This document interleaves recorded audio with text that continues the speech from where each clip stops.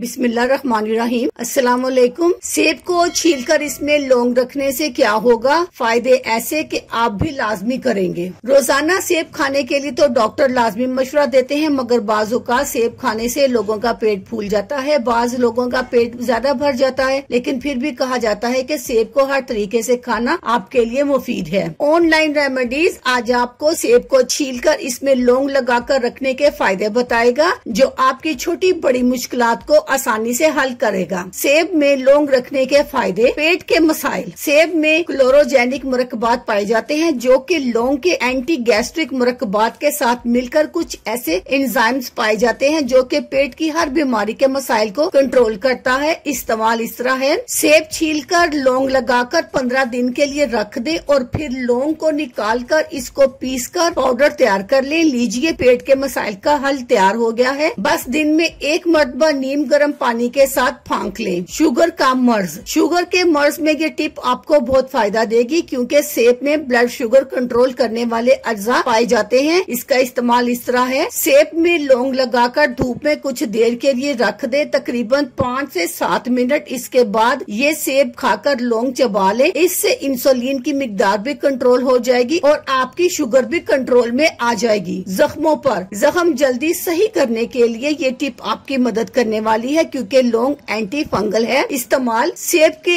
1 inch टुकड़े में लौंग लगाकर रख दे और फिर 1 घंटे बाद लौंग को तवे पर रखकर सेक ले। फिर एक लौंग को पीसकर इसका पाउडर जख्म की जगह पर लगाकर खुला छोड़ दे। इससे जख्म जल्दी भर जाएंगे। अल्लाह हाफिज। शुक्रिया।